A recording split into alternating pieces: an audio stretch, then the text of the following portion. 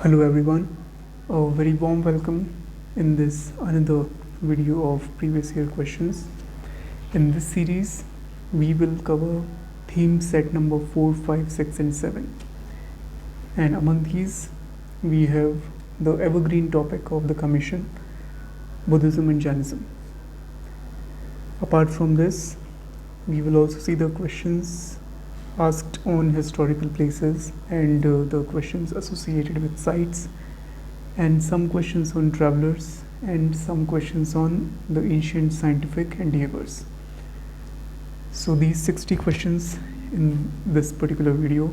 So without much delay, let's begin. So we will start with Buddhism and Jainism. And here we have this compiled file which I created on the basis of previous year questions. So let's begin. To counter the prevailing Brahmanism, two philosophical ideas appeared in the scene. One was Buddhism and one was Jainism. And listen this particular video with utmost care, because I don't think so more than this you need to put emphasis on Buddhism and Jainism. This will be more than enough. So now if we talk about it since the evolution, then we should know about their families a little bit. So Mahavir was born around 600 BC. Mahavir's father was Siddhartha. He was a chief of the Janatri clan, and mother Trishala was sister of Lichavi chief Chetak.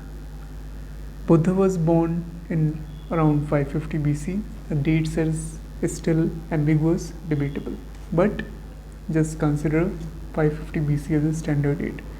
As Siddhartha, son of Shuddhodhan, chief of the Shakya clan who ruled from Kapilvastu. His mother Maya gave birth to Buddha in a grove at Lumbini while traveling towards her parents' home and died within a few days.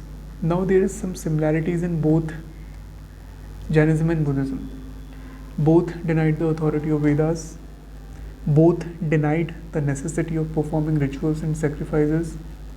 Both opposed animal sacrifices.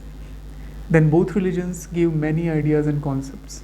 We will see all those important ones. Some of the prominent ones in a nutshell are as follows. First, we will see the ideas of Jainism. Anuvrata. And this is everything is from your notes or NCRTs. That's it. Now Anuvrata. There are 5 great vows, Panch Mahavrat, for monks and nuns. The aim of these vows is to bring about inner purification. You have a question in CDS 2025 from here. Not to injure any living being, Ahimsa. Not to utter any falsehood, Satya, Sunrata. Not to take what is not given, means not to steal, Asteya. To lead a celibate life, Brahmacharya. Non-possession, to call nothing one's own, Aparigraha. For the laity, for common people, the basic discipline consists of the Anuvratas.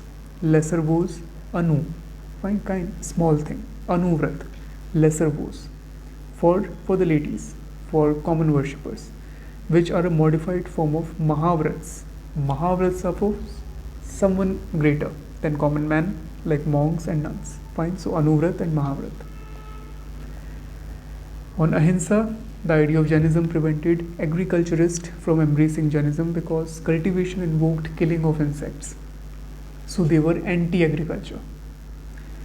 Another concept, Anekantvad in Jainism, the doctrines of Anekantvad and Shyadvad, the doctrine of maybe, probability, emphasize the relativity of all knowledge.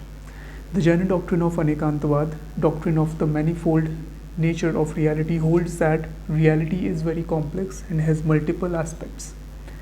The essential point behind Shyadvad and Anekantvad is that reality cannot be grasped in its entirety and complexity.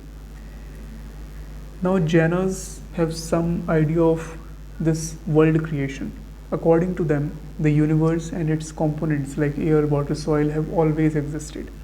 All the constituents and actions are governed by universal natural laws. Some crucial aspects of Jain doctrine are: surest way of annihilating karma is to practice penance.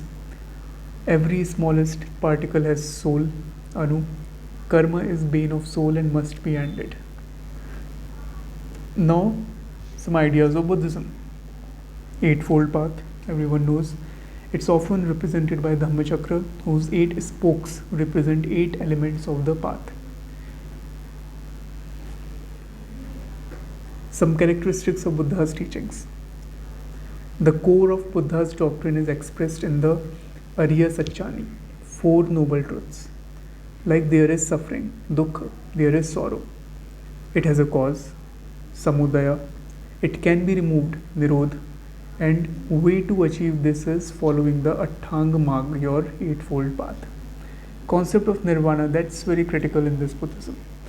In simple words, it is extinction of the flame of desire, and this is one of the option framed by the commission. But understand it here, it's an important idea of Buddhism. Let's see it here. The ultimate goal of the Buddha's teaching was the attainment of Nibbana. Fine, this is the Pali word for nirvana. Okay. This was not a place but an experience and could be attained in this life. No need to die. The Buddha is supposed to have experienced Nibbana, as did some of his disciples. Nibbana literally means blowing out, dying out, or extinction. The dying, literally meaning is dying, but not necessary. The dying out or extinction of desire, attachment, greed, hatred, ignorance, and the senses of I-ness, main, ahem. So we need extinction from these things. We need to, just these elements must go on death. These elements go on nirvana. I will live, but without these things. In other words, such as vimokha, vimutti, and arhata are sometimes also used for nibbana. They all have connotations of freedom, self-mastery, and emancipation, and mean breaking out of the cycle of birth, death, and rebirth. Nibbana does not mean, fine, again written here, nirvana does not mean physical death. The term parinibbana, complete or final dying out, is used for death of an enlightened being who attained nibbana, and after attaining nibbana that person died. Then it is not nirvana, it is parinirvana. Fine. Parlok. The Buddha's teaching accepts the idea of transmigration, sansara, but rejects the idea of the Atman. Now there is some ceremony, Pavaran ceremony. In this Pavaran ceremony, every monk, irrespective of rank or seniority, agrees willingly to receive instruction from any other monk in the monastery if he acts improperly, kind of monk's confessions. So monk confessed in a ceremony called Pavarana. Now monks and monasteries remind me to tell you about the places where the monks resided, Chaityas and Vihars, and you have previous year questions on these two. The period was around 200 BC to 300 AD, saw an expansion in the number and scale of Buddhist monastic complexes, known variously as Sangraharam, Vihar, or Lena. Lena are caves, which included dwelling for monks, stupas, and shrines. The term Chaitya means sacred space, but is more specifically used to refer to Buddhist shrines. Large and independent stupas soon came to form an integral part of Buddhist monasteries. So Chaityas were basically worship places, Chaityas, and Viharas were residential spaces for dwelling places for wandering monks.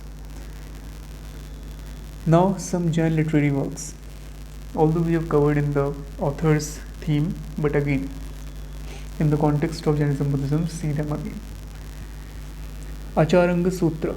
It is the first of the 12 Angas, part of the Agams, which were compiled based on the teachings of 24th Jana Mahavira. Sutra Kritanga. It is the second Agam of 12 main Angas of the Jain canons. It provides detailed information about the life of Mahavira. Brihat Kalp Sutra, composed by Bhadrabahu I. Now, see this flowchart of Buddhist literature. It's very important. I also emphasized in your notes also. Keep this in mind. You already see one question, what were theories? We will see it here too.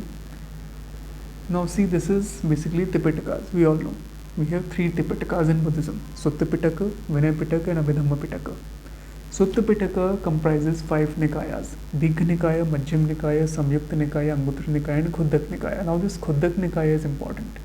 Khuddaka Nikaya comprises Jatak tales, which is Buddha's previous birth stories. Dhammapadas, these are ethical sayings of Buddha.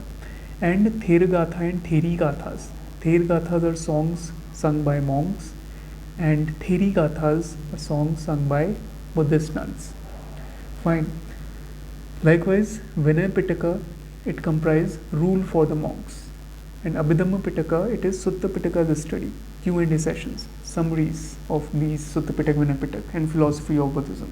Fine, so this is Abhidhamma Pitaka rule. Now Bodhisattvas are yet another topic in vogue. First of all, Bodhisattva word means a future Buddha. Simple. The idea of the Bodhisattva, wisdom being, a wise man, is known to earlier Buddhism. However, the idea assumed greater importance in Mahayana. The highest goal in the older Buddhism was the attainment of Nibbana and becoming an Arhat. Mahayana considered this as a lesser goal. The higher one consisted in following the path of a Bodhisattva and attaining Buddhahood. There is a crucial difference between Arhat and Bodhisattva. And let me tell you, you can get a question. I am repeating it since last 2-3 years, but who knows, maybe this year you can get a hit question from this particular piece. So the Arhat is one who strives to attain Nibbana. Give me Nibbana, give me Nibbana. And having achieved this goal for himself, disappear from the cycle of samsara. But Bodhisattva, on the other hand, is one who has attained great wisdom but decides to refrain from taking the final step into Nibbana, which is your Parinibbana, as we already covered, choosing to actively engage in the world and help others achieve this goal. So this is like your coaching institutions. This is king, this is kingmaker. Fine. So Arhat is, just I am saying, superior than Bodhisattvas. That they attained, they died.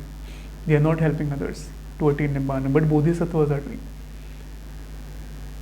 Among the countless Buddhas and Bodhisattvas, a few became the special focus of monastic and lay worship. These included the heavenly Buddha named Amitabha, infinite radiance. The heavenly Bodhisattvas include Maitreya, the kind one, future Buddha. Avalokiteshvara, the Lord who looks down with compassion, was supposed to be one of Amitabha's assistants and was considered the epitome of compassion. Manjushri, sweet glory, was supposed to be an assistant of the heavenly Buddha Shakyamuni and was associated closely with wisdom. His image shows him holding a lotus on which there is a copy of the Prajnaparamita Sutra. Vajrapani was considered a protector of snakes and a guardian of the elixir of life. The Gandhara artist also carved Bodhisattva images. Maitreya seems to have been portrayed most often. Avalokiteshvara Padmapani was another popular figure. Maitreya can be identified by the vase he holds in his left hand, while Padmapani holds a Padma, lotus. Unlike the Buddha figures, the Bodhisattvas are often heavily ornamented. Okay, now with the passage of time,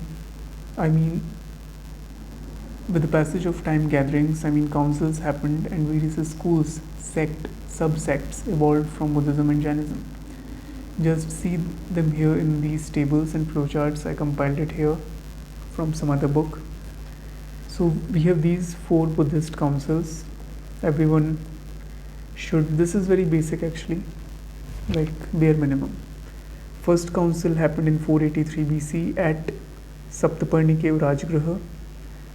Chairman presided by Mahakassapa under the patronage of Ajatashatru, king of Haryanka dynasty. The key development, the Sutta Pitaka, Vinaya Pitaka were compiled by Ananda and Upali respectively. Sutta Pitaka by Anand and Vinaya Pitaka by Upali. Okay. The second council exactly after 100 years happened in 383 BC, after 100 years at Vaishali under the chairmanship of Sabakami, patronage of Kalashoka, another king of Shishanaga dynasty. Now here we see a first schism. Monks were split into Sthavirvadins and Mahasanghikas. In third council, in 250 BC at Patliputra, under the chairmanship of Mughali Putta Tissa, in third council the king was Ashoka. Compilation of the third Pitak, Abhidhamma Pitaka. If you get confused, A for Abhidhamma Pitak, A for Ashoka, and everyone knows Ashoka presided the third council. Point, these are the very nitty-gritties of remembering if you get confused in so closely knitted options. A for Abhidhamma Pitak, A for Ashoka, Ashoka presided the third council. So the fourth council, 72 AD, the last one, in Kashmir, Kundal 1, Vasumitra and Ashwaghosha were chairman. Of the vice chairman was Ashwaghosha and chairman was Vasumitra. Kushan king Kanishka was the patron. And in this particular council, the Buddhism divided into Hinayana and Mahayana. Okay, so this is a bare minimum thing you need to remember in the context of Buddhist councils. Now if you see this, I think, can I rotate it? I don't know.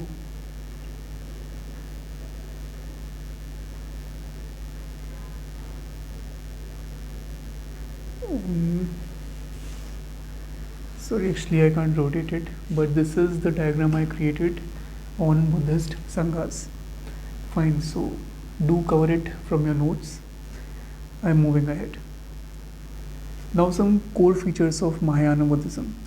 There is deification of Buddha, treading the path of Bodhisattvas, image worship and rituals. These are the core features of Mahayana Buddhism. And this is a brief comparison between Mahayana, Hinayana and Vajrayana schools. Mahayana, great vehicle or great way. Hinayana, lesser vehicle or lower way. Vajrayana, diamond vehicle. Mahayana teaches the attainment of salvation for all, whereas Hinayana teaches attainment of salvation for oneself alone. That's why little. Mahayana's ideal is the Bodhisattvas. Bodhisattva did for all, as we already covered.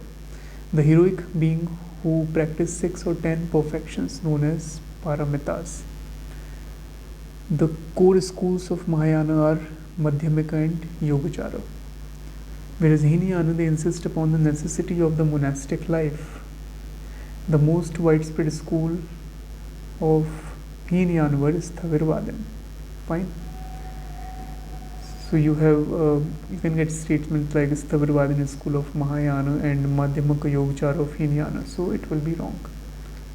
Correct? You know now. Vajrayana, like Vajra, thunderbolt, it immediately annihilates all obstacles to the attainment of Buddhahood.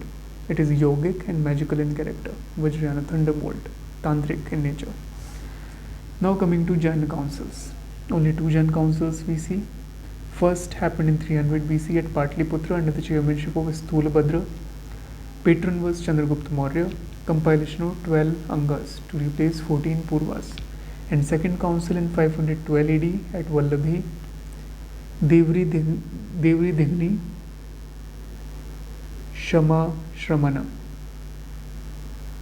He was the chairman, and the key development was compilation of 12 Angas and 12 Upangs. And this is also another flowchart of Jain sects, which you should read from your notes. I'm moving ahead. You can pause your video and see it here. I'm moving ahead. Patronization of Buddhism by the dynasties and their rulers. Now we all know there were some kings and they take refuge to the growth and development of this and that religions. So in the context of Buddhism, we have these many kingdoms. Greeks, Kushans and Shakas embarrassed Buddhism because caste-driven Hinduism did not attract them. Pala rulers of eastern India like Devpala patronized Buddhism. Sorry, this is the wrong word, I think. this is a misprint here, not embarrassed, they patronized it. They emphasized the need of attaining Buddhism. So that's the wrong word here. Ikshvaku rulers of the south, they also patronized Buddhism. Some key patrons of Buddhism, kings Bimbisara, Ajatashatru and Prasenjit. All these three, they patronized Buddhism. Ashoka also did. Pushyamitra Shunga was cruel against Buddhism. The Divyavdan gives stories of Pushyamitra cruelty and his animosity towards Buddhism. So he did not support Buddhism. Kanishka patronized Buddhism and is said to have Buddhist scholars such as Ashwaghosha and Vasumitra. Harsha seems to have been a devotee of Shiva but was also partial towards Buddhism. He convened a great assembly at Kannauj where Huinsang along with many others gave discourses on Mahayana doctrines. Now if we see the same thing in context of Jainism, then Jainism enjoyed the patronage of Kalinga king Kharvel in 1st century BC. The 1st century BC Hathigumpha inscription of the Kalinga king Kharvel refers to his offerings, refers to his retrieving an image of a Jana. This is the earliest epigraphic reference to image worship in Jainism. The Udaygiri and Khandagiri caves in Orissa are among the oldest long-standing centers of Jain monasticism. Jainism was spread in South India by Bhadrabahu and followers called as Digambars. And under the leadership of Stulabahu, they were called Shwetambaras. Jainism attracted royal patronage from various quarters. An 8th century text called the Kuvalaya Mala by Udyotan Suri suggests that the Hunar ruler Toraman extended patronage to Jainism. The early Pallavas, Western Gangas, Parmars, Kadambas, Chaulukyas of Gujarat and Rashtrakutas, they also patronized Jainism. Their inscriptions refers to various Jain sects such as these are Jain sects, you can get these terms: Nirgranthas, Shwetapatas, Yapaniyas and Kurchakas. Don't drop your jaw on 25th May in the exam hall.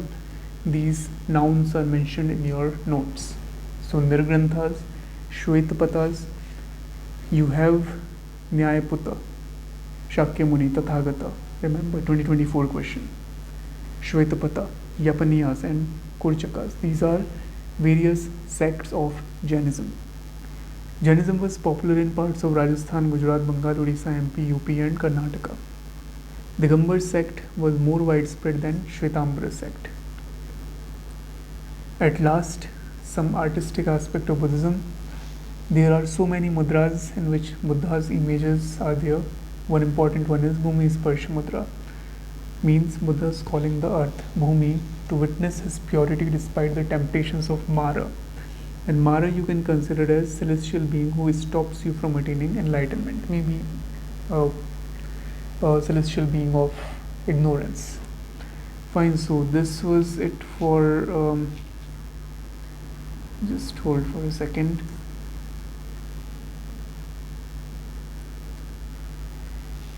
Yes, so now we'll move to the specific previous year questions, around 34 previous year questions on Buddhism and Jainism. Fine, let me jump here.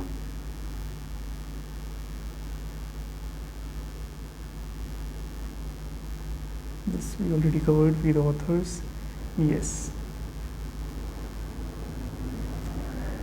Let's start. We'll see all the questions one by one, around 34 previous year questions on Buddhism and Jainism. Consider the following statements. Vardhaman Mahavira's mother was the daughter of Lichavi chief Chetaka? No. Gautam Buddha's mother was a princess from the Koshalan dynasty? Yes. Parshavnath, the 23rd Tirthankara, belonged to Banaras? Yes, this is a fact. Statements with reference to Jainism.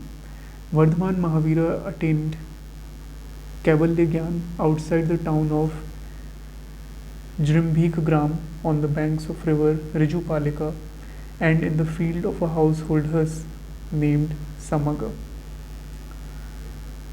Verbatim. The state when the karma particles actually begin to flow towards the jiva to bind it, known as asrava. Yes. Now this thing is mentioned in your notes. Digambar and Shwetambar traditions both describe Vardhaman Mahavira as wandering for about 12 years, practicing severe austerities, including meditation and fasting. He is supposed to have attained Kaivalya Jnana, infinite knowledge, outside the town of Jrimbhik Grama on the banks of the Rijupalika river. Now, Digambar and Shwetambar tradition both describe Vardhamana as wandering about. Fine, this is mentioned here. I just skipped this much information. On the bank of Rijupalika river in the field of a householder named Samaga. So they simply copy pasted the entire statement from Rupinder Singh. Now the state when the karma particles usually begin to flow, again from here. So if you read something around, in the periphery area of this particular line, so what you study the karma, now it's from here. Karma is understood as consisting of material particles floating about in space. Karmic matter is of different kinds. Some have a directly negative effect on the jiva, others do not. The major culprits are the mohaniya karma, delusion causing, moha. The karma particles obscure and obstruct the consciousness, bliss and energy of the jiva, ourself, in which dust mars the reflective power of a mirror. The karma particles are attracted toward the jiva due to its association with the passions, desires and hatred. The state when the karma particles actually begin to flow toward the jiva to bind, it is known as flow, asrava. A jiva associated with karma particle is considered to be a jiva in bondage, bandha. Fine, a kind of detailed question, very latest. This can reappear in your prelims too of civil service exam. Now the concept of anuvrata was advocated by Jainism. You won't get such easy questions nowadays. It appeared in 1995. The tone of the questions is something like this, not this much easy. Anekantavas is a core theory in philosophy of which one of the following? Jainism. The Jain philosophy holds that the world is created and maintained by universal soul. In 2025 series you got this question, quite easy I will say. Which of the following is one of three gems, Triratna of Jainism, Samyak Darshana? The Triratna of Jainism consists of right faith, Samyak Darshan, right knowledge, Samyak Jnana, and right conduct, Samyak Charita. These are Triratna of Jainism. Moving to next question. The emphasis of Jainism on non-violence, ahimsa, prevented agriculturist, we covered, they are anti-agriculture, because cultivation involved killing of insects and pests. Now this is very easy question. Souls are not only the property of animal and plant life but also of rocks, running water and many other natural objects not looked on as living by other religious sects. This statement reflects the core belief of Jainism. Okay. Next question. Which of these statements are applicable to the Jaina doctrine? All these three. The surest way of annihilating karma is to practice penance. Every object, even the smallest particle, has a soul. Karma is the bane of the soul and must be ended. Jainism enjoyed the patronage of the Kalinga king Kharvela in the 1st century BC. Yes, this is correct. Jainism was spread in South India under the leadership of Sthulbahu. No, it was Bhadrabahu. Okay. And they were called Digambars. Fine, like this.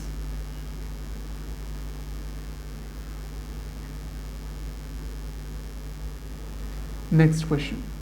Which one of the following statements about the Shvetambara sect of Jainism is not correct? It refers to monks who migrated to the south of Vindhyas in 4th century BC. The Shvetambara canon include the 12 Angas. Fine. They recognize the existence of canonical texts including the 12 Angas. Yes, this is correct. Verbatim statements taken from the book. They believe that women can also attain salvation. Yes, it refers to monks who wear white cloth. Shvetambara sect. It refers to monks who migrated to the south of India in the 4th century BC. No. Next question. With reference to the religious practices in India, the Sthanakvasi sect belong to, revise your flowcharts from the notes. Sthanakvasi belong to Jainism. Which of the following is not part of early Jain literature? Therigatha. Who among the following was not a Jainacharya? Khema. Bhadrabahu, Haribhadra, Siddhasena Devakar, all these are Jain Acharyas. Some learned nuns of Buddhism are Khema, Dhammadina Theri, and Patachara. The Therigatha, verses of elder nuns, songs of elder nuns, and where are they? In Khudak Nikaya. Supposed to have been composed by 72 nuns who had reached a high level of spiritual attainment. Many of these nuns are described as possessing Tevijja, which means 3 kinds of knowledge, an attribute of Arhats. With reference to ancient India, Gautam Buddha was generally known by which of the following epithets? This is your last year question. Nayaputta we know as Mahavir, Shakyamuni Tathagat, Buddha. Many of the Greek, Kushan and Shakas embraced Buddhism rather than Hinduism because simply caste-ridden Hinduism did not attract them. Now the patronage of religions. The Ikshvaku rulers of southern India were antagonistic towards Buddhism? No, they supported. The Pala rulers of eastern India were patrons of Buddhism? Yes. Why did Buddhism start declining in India in the early medieval times? Simple reason is Buddha was by that time considered as one of the incarnations of Vishnu and thus became a part of Vishnuism. There was nothing like that invading tribes from Central Asia till the time of last Gupta adopted Hinduism and prosecuted Buddhists. No, kings of Gupta dynasty was strongly opposed. Of course not. They were supporters of Buddhism. Who among the following presided over the Buddhist council during the reign of Kanishka and at Kashmir? Vasumitra. The concept very easy. In ancient Indian Buddhist monasteries, a ceremony called Pavarana used to be held. It was a confession by monks of their offences committed during their stay in the monasteries during the rainy seasons.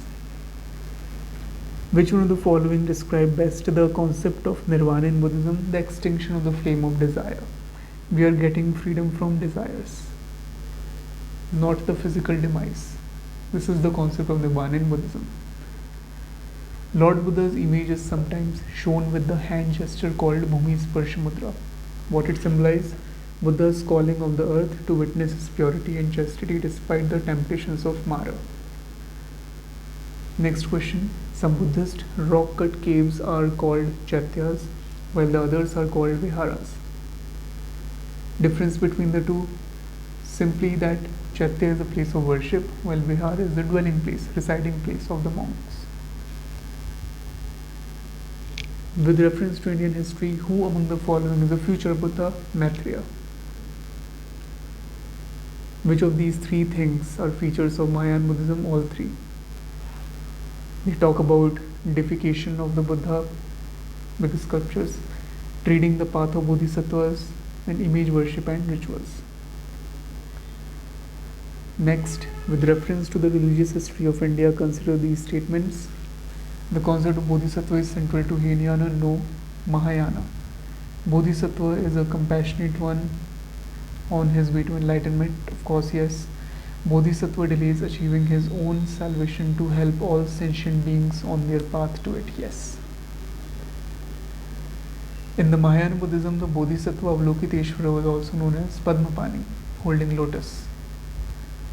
With reference to religious history of India, consider these statements. the sect of Buddhism. If you will revise those two flowcharts, you can easily answer these questions. Sautrantika and Samitya were the sects of Jainism? No. Buddhism.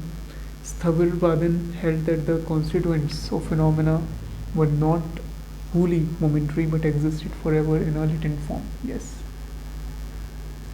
Sthavirvadins belong to Mahayana Buddhism? No. Hinayana Buddhisms?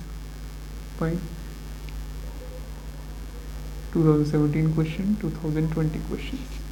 Importance of previous year questions. I won't repeat the same thing again and again. You have to do this, and only this much. Notes and these previous year questions. Simple. History cannot be more simple than this, just for the sake of this exam. Lokottarvadan sect was an offshoot of Mahasangika sect of Buddhism. Yes. Do check out your flowchart in the notes. The deification of Buddha by Mahasangikas fostered the Mahayana Buddhism. Yes.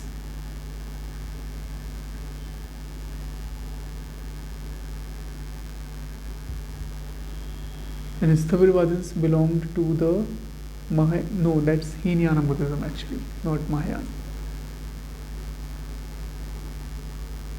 Which of these traits common to both Buddhism and Jainism? Avoidance of extremities of penance and enjoyment. Jainism did more than Buddhist, so there is no similarity. Indifference to the authority of the Vedas. Yes, both. Denial of efficacy of rituals. Yes, and non-injury of animal life. Both did. With reference to the history of ancient India, which of the following was common to both Buddhism and Jainism? Question somehow got repeated in 2012. Avoidance of extremities of penance and enjoyment. No. Indifference to the authority of Vedas and denial of same question. Now this question appeared in 2025 CDS on Buddhist goddess Hariti. This is very unconventional question, just on a random Buddhist goddess. Do read about the Buddhist goddess Tara. It's in your notes, because if they asked on Hariti, they can frame a question on Tara. So basically, Buddha converted a Yakshini from Rajgriha called Hariti into a benevolent maternal figure. So the story is very long, there is no point to discuss it here.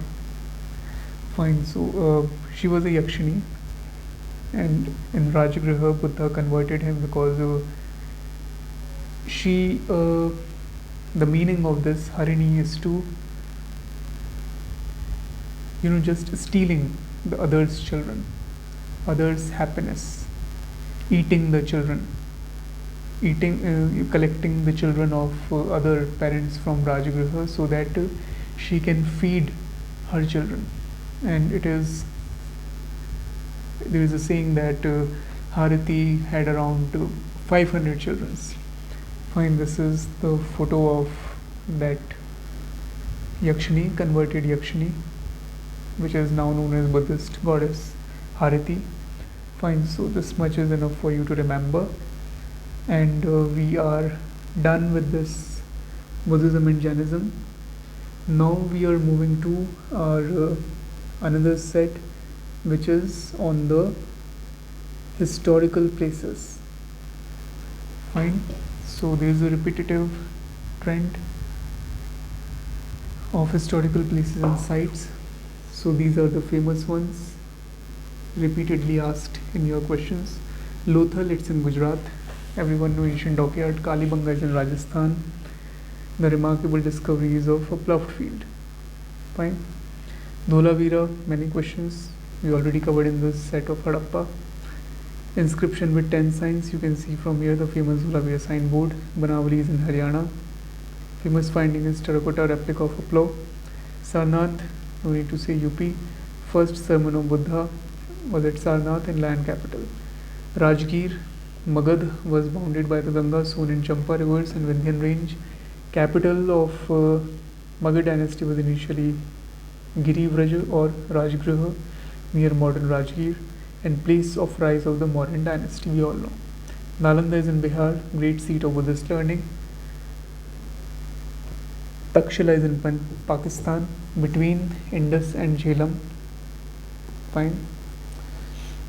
You can get such questions under this the ongoing debate of stopping the water of these 6 rivers for Pakistan. So just some historical context. Tamrilipti, it's in West Bengal, a famous port which handled North Indian trade during the Gupta period, part of Uttarpad. And Bharuch, Kambe, Kalyan. Bharuch and Kambe is in Gujarat, Kalyan is in Maharashtra. Do revise your notes. Tabo Monastery, Spiti Valley in Himachal Pradesh, a Buddhist shrine. Lotsava Lakhang Temple, it's in Himachal Pradesh, another Buddhist shrine. Alchi Complex, it's in Ladakh, another Buddhist shrine. Avanti, in the Vindhyan ranges, divide it into 2 parts. The 2 important towns of Avanti kingdom were Maheshmati, modern Maheshwar, and Ujjaini, modern Ujjain city, both mentioned as capital of Avanti. Varamihir belonged to Avanti. Fine. Gandhara, it's in Pakistan. Koshala is in Nepal. Buddha born in Koshala in Lumbini of Koshala kingdom. Magadha in Bihar. Buddha died here in Kushinagar of Magad kingdom. Then Kakinada, Motupalli, it's a port of Kakatiya kingdom. We have question on Machilipatnam, Masulipatnam, Nelluru in notes. Everything is covered. Dwarasamudra or Halebeedu is in Karnataka, now a UNESCO World Heritage Site too. Hoysala dynasty ruled from Dwarasamudra. Bhilsa, it's in MP. Girinagar in Gujarat. Sthaneshwar is in Haryana. Pushyabhuti dynasty's site is Sthaneshwara. Harshvardhan belonged to this place. Ghantasala, it's in Andhra Pradesh. Ports handling foreign trade. Other such ports, Kadura and Chaul.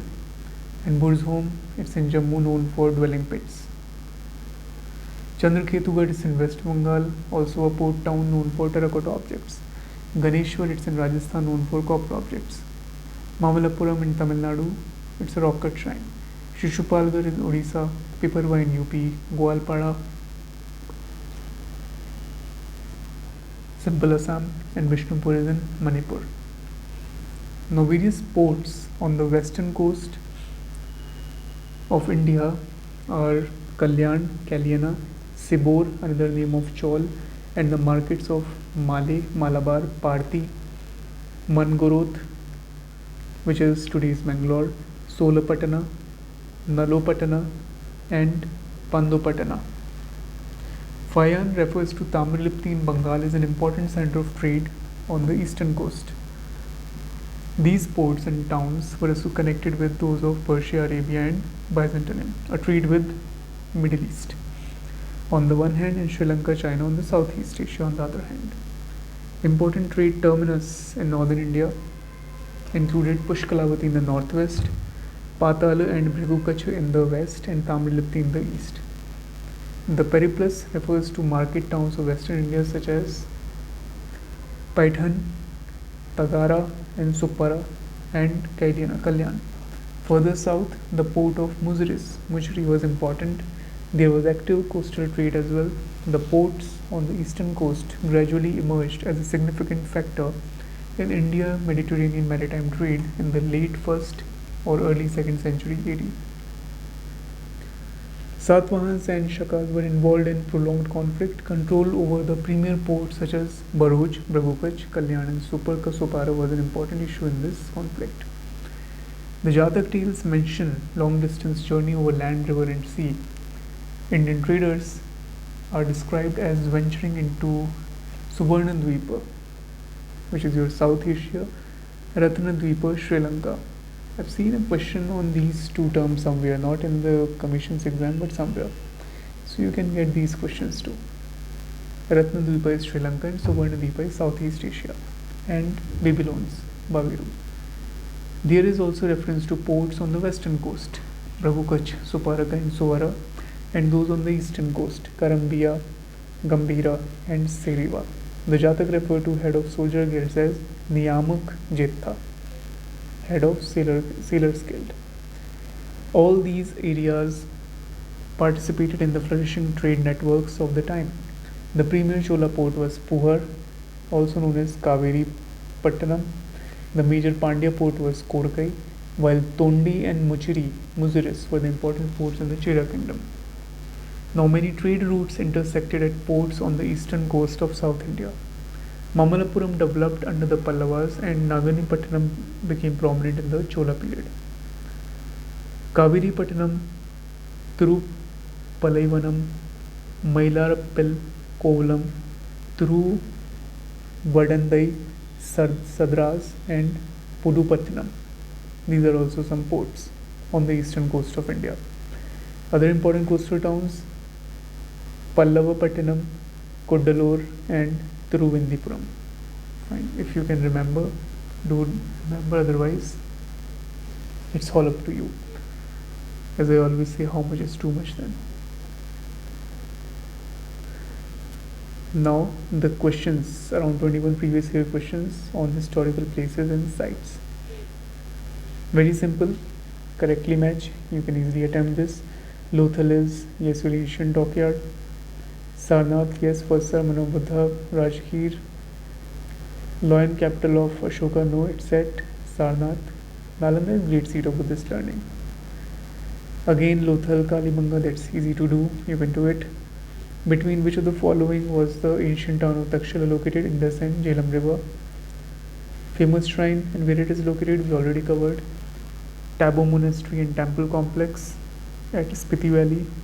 Lotsang Valley, no, not Zaskar, it's in Himachal. Alchi is in Ladakh. Which of the following kingdoms were associated with the life of Buddha? Only Koshal and Magadh. There is no evidence of Avanti in Gandhara as of now. Which one of the following was a very important seaport of the Kakatiya kingdom? Motupalli. Now, Bilsa, it's in MP.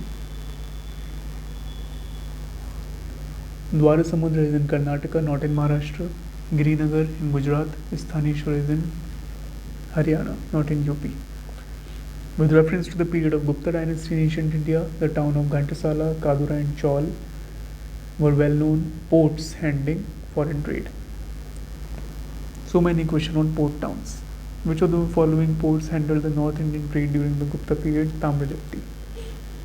With reference to ancient South India, Korkai, Pampur and Muchiri were well known as ports. Now see this question.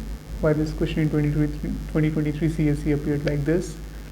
2 years ago in 2021 CDS there was a question. Which one of the following was an important Pandya port celebrated for its pearls and Sangam poems in Greek accounts? Korkai. So Muchiri, Korkai, Puhar. Korkai, Muchiri, Pampuhar. Fine. The importance, the need to revise these questions. Now look at this question. Statements about Madurai, the capital city of the Pandya kingdom. Verbatim from the Upinder Singh. These three statements are correct. It has been described in Madurai Kanchi as a large grand city enclosed by walls on 3 sides and the Vaigai river on the 4th side. The Arthashastra mentioned Madurai as a center of fine cotton textiles. Other literary sources describe Madurai as a major craft center. Madurai Konda, which Chola king's epithet? This is your homework. Do revise your timeline, at least see the small video of 15 minutes which I uploaded on my channel. Okay, so remember this much. It's in your notes too, but see verbatim from here. Box and some more information around this box on Madurai. There is a description of Madurai in the Madurai Kanchi, which is part of Pattu Pattu. It describes it as a large grand city enclosed by walls on 3 sides and the Vaigai river on the 4th. Literary sources describe Madurai as a major center for crafts. Okay. Madurai, capital of the Pandya kingdom. 3rd Sangam was held at Madurai. The Arthashastra mentioned Madurai as a center of fine cotton textile. I mentioned only this much. Near which one of the following cities in India have large statues of Kushan rulers been discovered? At Mathura. Mathura was the southern capital of the Kushanas and an important center of craft and trade, religious activity, and artistic production. Fine. Now, simple question. Burj home, no rock cut shrines, but the dwelling pits. Chandraketugarh for terracotta art, very famous. Ganeshwar, copper artifacts. Burj home was discovered by Detter and Peterson, as this is also a trend. In the commission, they are asking random name of British archaeologists and what they contributed. Okay, archaeology is also a theme we already covered in the beginning. Now, Burj home is located on the terrace of Karewa Clay above the floodplain of Jhelum River. The site is near Dal Lake, known for pits, dwelling pits. Gufkral is also one such site in Kashmir. These pits used to be winter home of Neolithic people. Pit dwelling are seen as a strategy adopted by Neolithic people to cope with the harsh Kashmir winter. A well-developed bone tool industry was also at Burj home. Now, just match. Shishupalgarh is in Odisha. These are archaeological monument sites. Piparwa is in UP, Goalpad is in Assam, and Bishnupur, Manipur. In which one of the following regions was Dhanya Kataka, which flourished, a prominent Buddhist center under the Mahasangika, located? Andhra. It is covered. Amravati, located next to Dhanya Kataka, capital of later Satvahans. Dhanya Kataka, an important town in the Deccan and capital of the later Satvahans.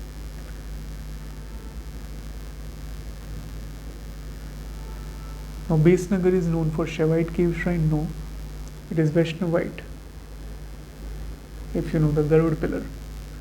Bhaja, yes, famous Buddhist cave shrine in Sittanvasal have Jain cave shrine. Besnagar is in MP, Vidisha. Here you can see the pillar inscription of Heliodorus. The inscription is in Pali Brahmi. Pillar famously known as Garuda pillar, and Garuda is associated with Vishnu. It indicates that the Shungas continued the Maurya tradition of entertaining ambassadors from Greek courts. Now, Besnagar pillar inscription record the installation of a pillar associated with the Vishnu temple. The rock-cut Buddhist monasteries in the Western Ghats can be dated from 100 BC to 200 AD. Major sites are as follows: Kondevite, Natsur, Bhaja, Tulja, Pitalkoda, Kondana, Ajanta, Nasik, Betsa, and Junar. We will cover these caves in the art and culture segment also, when we will cover all the architectural marvels. And there is a cave at Sittanvasal in Tamil Nadu, contains 7 inscriptions, apparently recording the names of donors who gifted this cave shelter to Jaina ascetics. The location of the ancient city of Takshila, mentioned in ancient Indian text, was identified by Alexander Cunningham. Alexander Cunningham, first DG of ASI, counted among his major achievements the identification of some sites like Takshila, Aichhatra, Bairat, Shravasti, Nalanda. Remember this much. The ancient city of Takshila is situated in which one among the following provinces of Pakistan? It's in Punjab. Cunningham had initially identified the site of ancient Takshila as Manikyala. So many excavations at Takshila revealed 3 major settlements: Bhirmaud, Sirkap, and Sirsuk. Sirkap, Sirsuk associated with Takshila. You can get a question like this. Tamilakam, the name of the ancient Tamil country, included, besides Tamil Nadu, parts of present-day very easy Andhra Pradesh and Kerala. The early kingdoms of Tamilakam, the land between the Tirupati hills, Vengadam, and the southernmost tip of the peninsula, emerged in rice growing areas of rich agricultural potential. And this is your last year question. So many information arranged in this particular format. There is an archaeological site, in which state it is, and famously known for a kind of description. So Chandraketugarh, not Odisha but in West Bengal, known for terracotta objects and also a port town. Inamgaon is in MP, and it's a Chalcolithic site, very famous one, along with Devas. This Damabad. Mangadu, it's in the Kerala, megalithic site. Salihundam is in Andhra Pradesh, but not a rock cut cave shrine, it's a Buddhist monument. Okay, so This is a Buddhist monument. Fine, so yes, we are done with set number 5 on the historical sites and all these things. Now we'll move to the set based on the travelers. Oh, sorry, there is a glitch.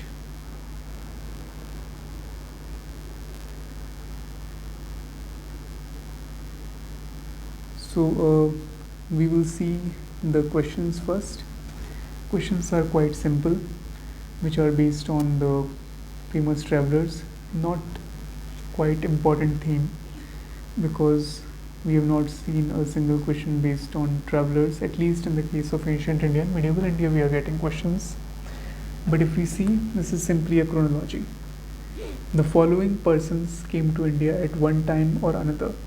We have 4 travelers: Fayan, Aitsing, Huinsang and Megasthenes. So roughly, if I know it's again very tough to remember this much closely knitted chronology, but this is our question. So this is the least thing you have to do. So Fayan was coming around 400 AD, Aitsing in 650 AD, Huinsang 630 AD, Harshvardhan's time period was that, and Megasthenes very early, 300 BC. So at least you can eliminate these 2 options if you know the Megasthenes. Then came Fayan, then came Huinsang, and at last Aitsing. The Chinese pilgrim Fayan attended the 4th Great Buddhist Council held by Kanishka. 4th Buddhist Council held by Kanishka. Know this much, yes. But did Fayan attended? No. If you know the date of this council, it is somewhere around in 80s, whereas Fayan coming in India 400 AD, much later, and the council conducted around 72 AD, right? So this is the thing. The Chinese pilgrim Huinsang met Harsha and found him to be antagonistic of Buddhism. No, he met Harsha, he came at the Kannauj assembly, but Harsha was patron of Buddhism. The idea of assembling everyone at Kannauj near Prayag was to spread the symphony of various religions. So of course not. And this last question, the Chinese traveler Huinsang, who visited India, recorded the general conditions and culture of India at that time. In this context, which of the following statement is correct? The road and river routes were completely immune from robbery? No, not the case. As regards punishment for offense, ordeals by fire, water and poison were the instruments for determining the innocence or guilt of a person. Yes. The tradesmen had to pay duties at ferries and barrier stations. Yes, both the statements are correct. And now if we see just these 2 questions, so we have the scientifically advanced past 2. I'm sorry, I will attach the explanation which you can read by downloading from the description. The file got corrupt, so I will upload it in the description and you can download it. So just 2 questions. What does Bodhayan theorem, the Sulva Sutra, relate to?